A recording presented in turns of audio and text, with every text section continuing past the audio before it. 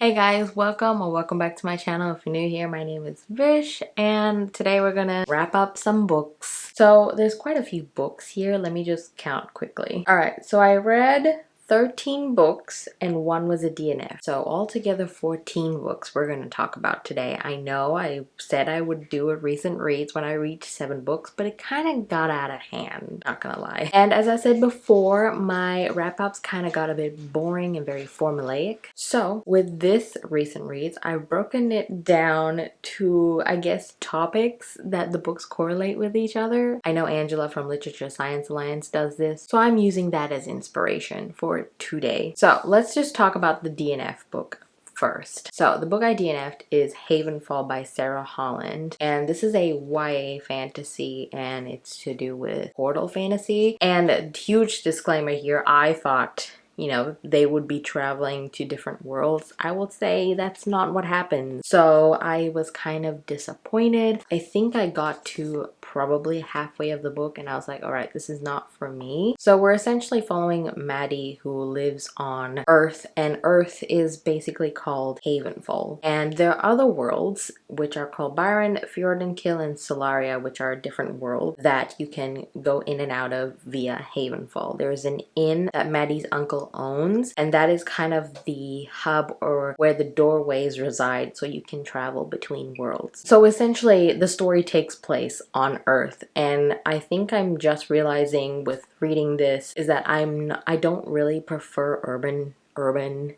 fantasy. Like, I'm okay with Crescent City being an urban fantasy or Jade City being an urban fantasy where there are some technological elements in it that resembles our world, but I don't really like fantasy stories being set on Earth. I guess Cassandra Clare's books are an exception, but I don't really like stories set on Earth when it's a fantasy story. So this is basically a glorified whodunit murder mystery in an inn, and you don't even get to travel to the other worlds. You just get to see people from the other worlds come into Havenfall, and that's pretty much it. And I wasn't a big fan. I wasn't interested at all about the characters and everything, so I had to DNF it. I know it's a duology. I wasn't a fan, so let's leave it at that. Alright, so the first 4 books I want to talk about are actually book club books. So if you want further thoughts or like spoiler thoughts, I do have live shows for each of these books. I will link them down below if you want to check them out. The live shows are already out for them. So let's start with the Dreamblood duology. So the first book is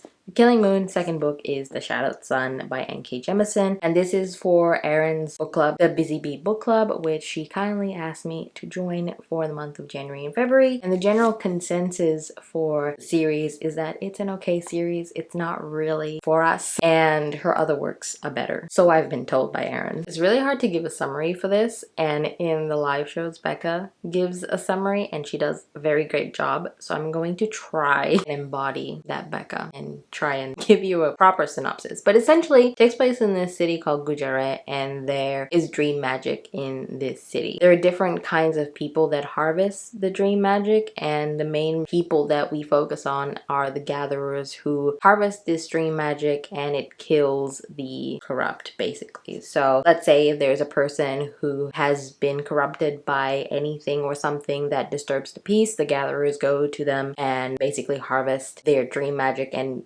lets their soul move on to Inakare, which is the dream world. So basically the plot of the first book is that people keep dying, and it's not the gatherers that are killing those people, but people have been dying in their sleep. And we have 2 people trying to investigate this. One is Ehru, who is a gatherer, and one is Najiri, who is a gatherer apprentice. And these 2 are trying to understand why these people are dying in their sleep, or who's killing them in their sleep. And not everything is what it seems when it comes to the government of Gujarat, which is the Hedawa. So there are 3 perspectives in the story, which is Eru, Najiri, and Sunandi, who is the voice of the protectorate from the city called Kiswa. And Sunandi, who is a Kiswati, they kind of frowned upon the whole dream magic of Gujarat. So she's in this city trying to understand as well who's killing these people, and also she is harboring a huge secret about the government, which is the Hedawa, and she wants to take that secret and go back to Kiswa to tell her government what the hell is going on. That's essentially what this series is about. It's very much about oppression, and I really like the dream magic in this. I will say the first book has a very, very basic plot and I didn't really care for the characters. So I gave this 2.5 stars. But then with the second book, 10 years after the events of the Killing Moon, so we're following different characters in here. We're following a sharer who is different from a gatherer because they use dream magic to heal people instead of killing people. So we explore the sharer magic in here, which is much more interesting, at least for me. And the setting in this is not just in Gujarat, and it's following this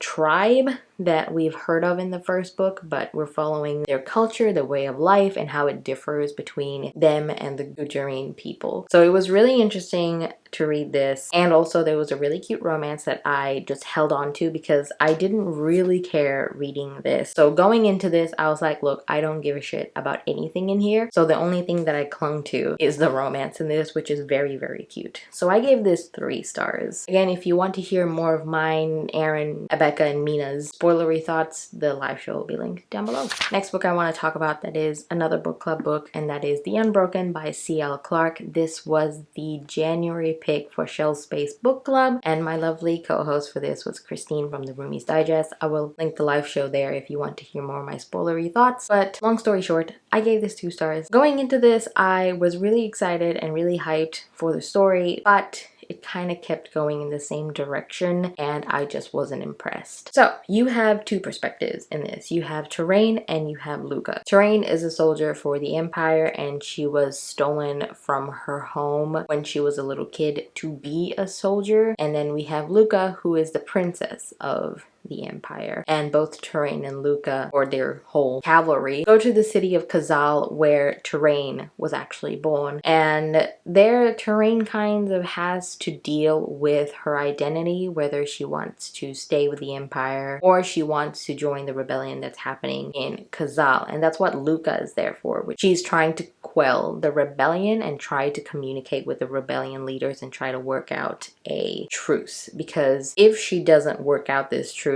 she kind of loses her throne, which her uncle is sitting on right now. So there's a lot of political maneuvering in this, which I did enjoy, but at one point it became very repetitive, and at the halfway point I thought it was going to switch to a different thing, but it kind of went the same way after that. Our characters make very stupid decisions sometimes, and it's very messy, this whole thing, especially with decision making, and I wasn't a big fan of it. So with political maneuvering, I expect things to be smart, and obviously, you know, it's realistically messy. I get it, but that wasn't what I was looking for. So I was very, very disappointed in this. I don't know if I want to continue to the second book because the ending was kind of like, okay, I'm okay with that. There were so many questions that I had that I think will be answered or explored in the second book, but I don't know if I want to take the chance to re-experience that messiness and the repetitiveness in the second book, or like also follow those 2 characters in the second book because I'm not really a fan of them anyway. So yeah, I'm going to see what people say about the second book and then I'll probably pick it up. So yeah, gave this 2 stars.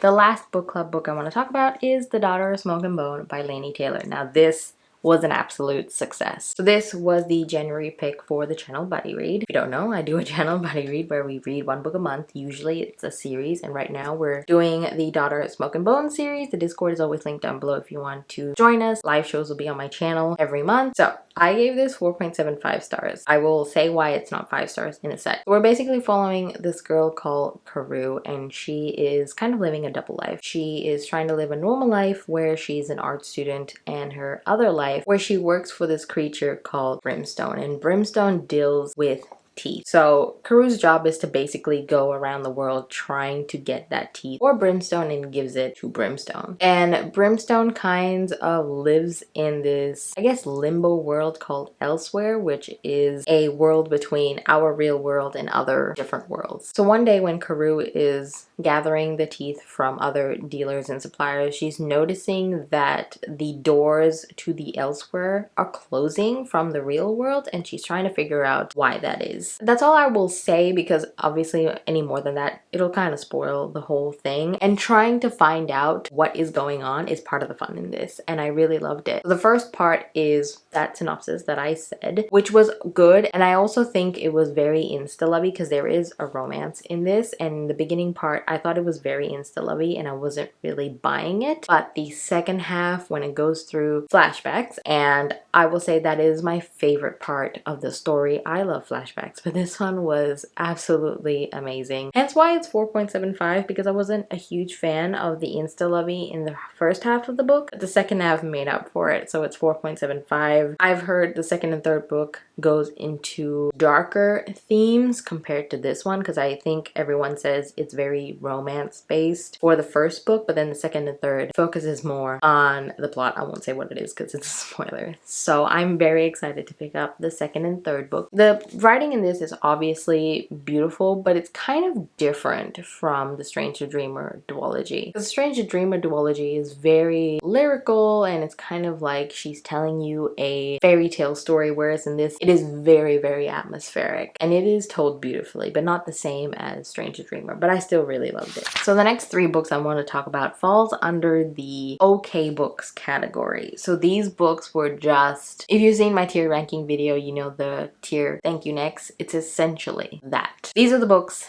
that are thank you next books. So the first one I want to talk about is The Bridge of Souls by Victoria Schwab. This is the 3rd book in her middle grade series. I think it's called the Cassidy Blake series. I gave this 4 stars and I think this is my favorite out of the 3 because 1, I really love New Orleans, which is the setting of this, and it was very scary and the stakes were higher in this because it is the last book. So I really enjoyed this. So with the Cassidy Blake series is essentially following Cassidy Blake, who has experienced a near-death experience. That's a weird way of saying it, but she's had a near-death experience, and while she was dying, a ghost called Jacob rescues her, and now they're both kind of bonded together. So Cassidy has a ghost best friend, and her parents are actually doing a TV show exploring the most haunted places in the world. So in the first book they go to Edinburgh, the second book they go to Paris, and the third book they go to New Orleans. With each book there is a dark presence or a threat that they have to figure out how to defeat. With the third book, I felt like the stakes of that threat is much higher than the other 2 books. So I enjoyed it very, very much. And we also explore new things about her powers because she can see ghosts. I forgot to mention that. She can see ghosts and she can also help them move on to, I guess, the other world or to peace. So yeah, I really enjoyed this. This was a solid conclusion and I really like the series overall. It's creepy in some aspects. Sorry if the angle has changed. My battery died, so let's move on. So the second book I want to talk about is Green Rider by Kristen Britton. This is the first book to a very old YA series. I think it's still ongoing, and this was a buddy read with Abby and Sam, and I think we all gave this 3 stars. The general consensus for this for all 3 of us was that it was a fun ride. There were certain scenes that we really, really liked, but overall, it was just an okay book. There was a lot of world building and there was not really any character development. And I think all 3 of us really, really like character development, character interactions, all that. So we thought this book was just okay. So if you like plot-driven book, I think you'll really like this. So we're essentially following our main character, Kerrigan, who just ran away from school, and while she's on the road running away, escaping, she comes across this Green Rider who is dying, and then she takes it upon herself to deliver the message that the Green Rider was trying to send to King Zachary. Green Riders are royal messengers that send secret messages, and they have certain special abilities that no one really knows, but each messenger has their own specialty. So Kerrigan again takes it upon herself to deliver this message, and she encounters a lot of trouble because the people that were trying to kill the Green Rider is now pursuing her and trying to kill her. So she doesn't send the message or deliver the message, sorry, to King Zachary because there's a big secret, and if King Zachary receives it, the evil plan will fail. So it all sounds really great, and the plot is really great, and it's also kind of done before, which is fine because this was released in 1997, so it kind of came first. But it has a lot of classic fantasy tropes that were done really well in this. I like classic fantasy tropes, even though they've done them multiple times. I still like seeing them. But again, it was very plot driven and I needed something more from it. But I enjoyed my time overall, but we're not going to continue with the series and we're going to try a different series this month actually. All right, the last book I want to talk about that was okay, and I don't know why I'm talking about this now when I should have talked about it. Never mind. And the last book I want to talk about is Eidolon by Grace Draven, which is the second book to the Radiance series. What is the series name? I think it's like the Wraith King series. Anyway, the second book. I'll talk about the first book later. So the second book also follows our two main characters, Ildiko and Brishan. Spoiler alert, I really like the first book and the romance. The thing with the second book is that it focuses on the fantasy plot, but I didn't like how we got to the fantasy plot. So with the fantasy plot, it was an okay plot and it was a forced fantasy plot. Like, it didn't really need a second book in my opinion. So I read it because I already owned it and I might as well read it so I can unhaul it. I know it's very harsh, but it was a very forced fantasy plot and I didn't like it very much. And I know the third book follows different characters, but it continues on with the fantasy plot. But I'm not really interested in those characters. I'm not really interested in the fantasy plot anymore, so I'm not going to continue the series. But you can really just read the first book by itself, to be honest. If you're not really interested in the fantasy plot, I just recommend reading the first book and not continuing the second book. But if you enjoy the fantasy plot when it's revealed at the end of the first book, continue. And obviously the romance in this is so good. So I think I gave this 3 stars as well. So the next set of 3 books falls under the very specific category. Couples that have their issues and they try to work it out before falling in love with each other or while falling in love with each other. It's a very specific category. I was scrambling for categories, so this is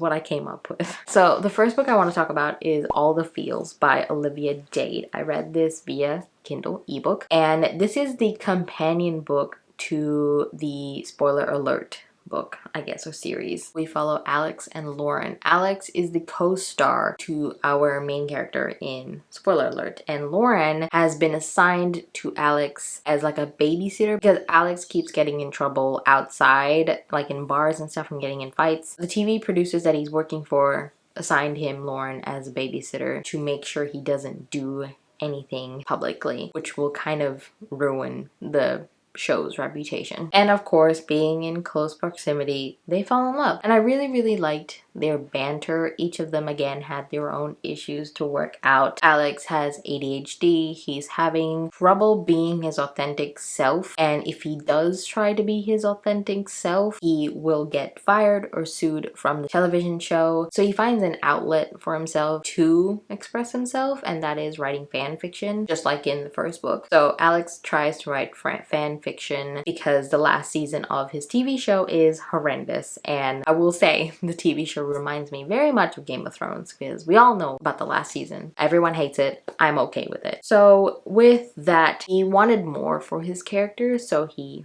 writes fan fiction about this. So he has issues of himself to work out. And we have Lauren, who has her own issues to sort out. She's also a plus size main character, and I really like how Olivia Dade wrote about Lauren and how she has insecurities that she has to work through, which are also very similar to my insecurities. But the thing that I really didn't like about this is Alex's descriptions about Lauren. Lauren has very different facial features, and Alex keeps calling her face or her facial structures bird-like, and I don't really like that. It's just very weird. So I wasn't really a fan of that. So I gave this 3 stars. I will definitely read more from Olivia Dade. I do have another one that's called Teach Me by Olivia Dade. I just like the way she writes her plus size main characters so far, so I definitely want to read more of her work. The next book in this very specific category is Get a Life, Chloe Brown by Talia Hibbert. So we're following both Chloe and Red, and Chloe has kind of a near-death experience, and with that she has created a list that tells her to get a life. And this list consists of enjoy a drunken night out, ride a motorbike, go camping, have meaningless but thoroughly enjoyable sex, travel the world with nothing but a hand luggage, and do something bad. So she does the first thing on the list, which is to move out of her grandmother's house, and she does. And the building that she moves into has Red as the superintendent. So obviously they kind of have their own thing. I love their banter in this. Chloe is very much a grump, and I think Red is more like, I guess he is also a grump, but he's more sunshine than Chloe. I really like their dynamic, and I am doing a vlog for this, so I won't say too much about my thoughts because obviously my thoughts are in the vlog, but obviously each of them have their own issues they need to work out while they're falling in love, and Chloe's issues are abandonment issues, and Red's issue is basically emotional and also physical abuse that he had to go through in his previous relationship. So they're both trying to work through their issues while falling in love with each other and having their own trust issues as well. It's a very, very great adult contemporary romance, and I gave this 4.5 stars. It's not my favorite romance, but I really, really enjoyed the topics that are discussed in this, and also the smut is actually really great. I wouldn't think that it would be great based on the cover, but I'll say it's pretty spicy. And of course, Chloe has chronic illness, and I think it's done very well. There are other people that do have chronic illnesses in the booktubeverse that have talked about this book, and I think they do praise it for its representation. Not too sure, but I think it was done really well. And yeah, I really like this. I can't wait to pick up books 2 and 3, which is Danny Brown and Eve Brown. And the last book in this category is The House of Earth and Blood by Sarah J Maas. So I reread this in anticipation of House of Sky and Breath, which I'm currently reading. So this is the first book in the Crescent City series by Sarah J Maas. It is an adult urban fantasy. So we're following our main character Bryce, who is a party girl, and then she kind of goes through this really traumatic event, and it kind of subdues her a little bit, and she has to deal with that trauma. And then I think about 2 years later, murders start happening around the city, and the archangel of the city, who is kind of the ruler of the city, he tasks her and also this other character, Hunt Athalar, who is an angel as well that works under the archangel, who has to babysit Bryce or just help Bryce try to solve these murders. So yeah, I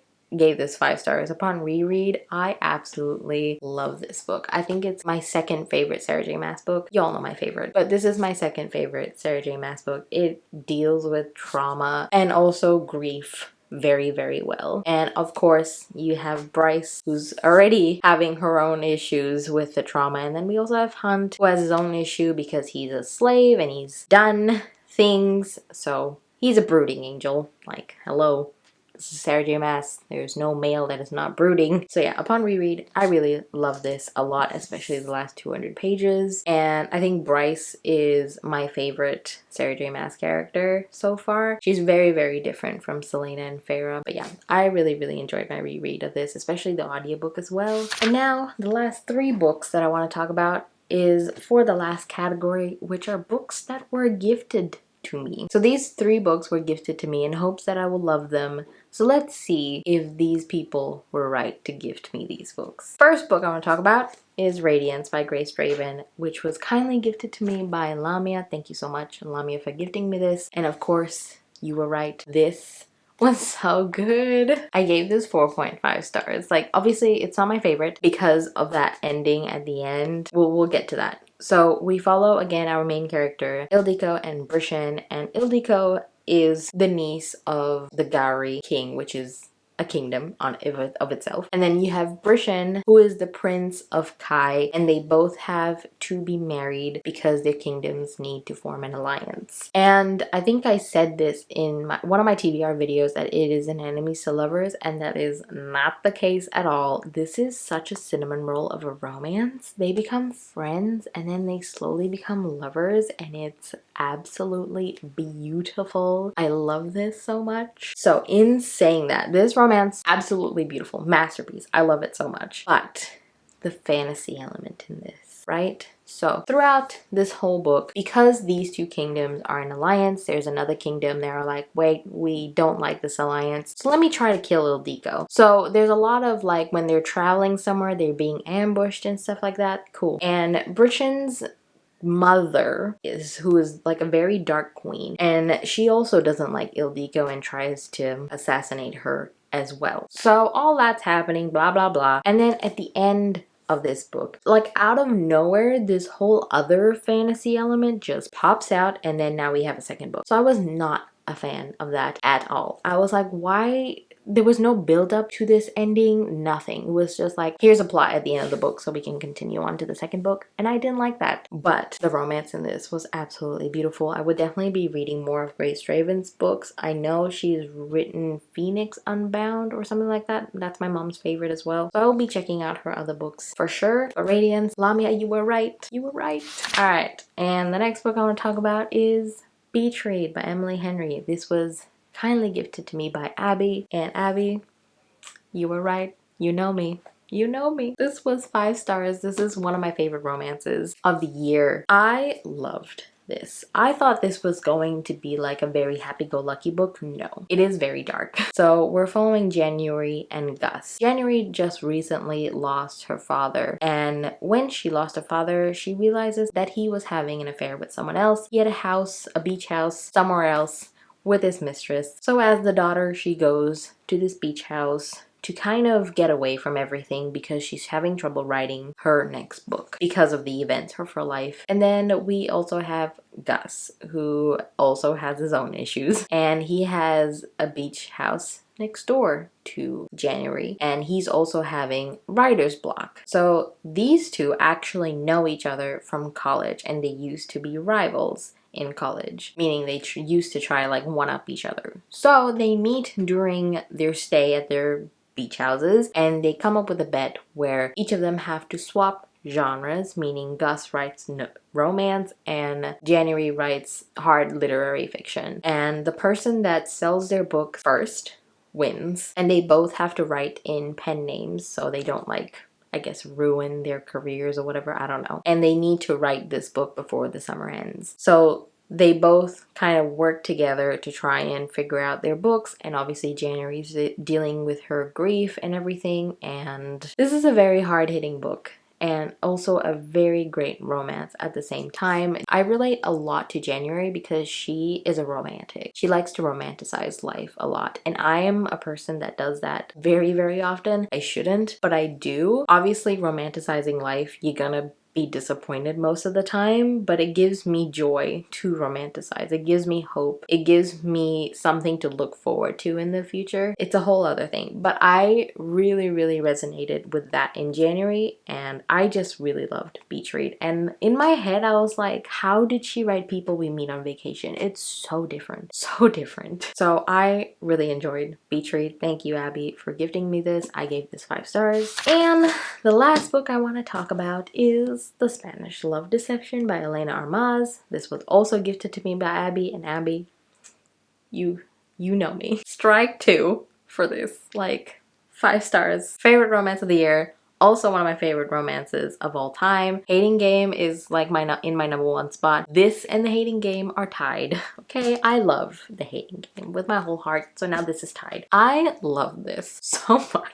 I did not expect to because of all the hype. I was like, it's not gonna be great, but oh my god, it's so good. So we got 2 perspectives in this. We got Lena and we got Erin motherfucking Blackford. So with Lena, she has to attend her sister's wedding in Spain, and she doesn't want to go alone because with her previous relationship, it ended really, really bad, and her family's really concerned for her, and she doesn't want to be embarrassed to go alone because he'll be there too. So obviously Aaron motherfucking Blackford heard this, and he volunteered to go with Lena to Spain. Their banter in this, their chemistry in this, the sexual tension in this is amazing. I really, really love this. This is so freaking sweet. And my favorite scene is when they play football. Not American football, soccer, like football.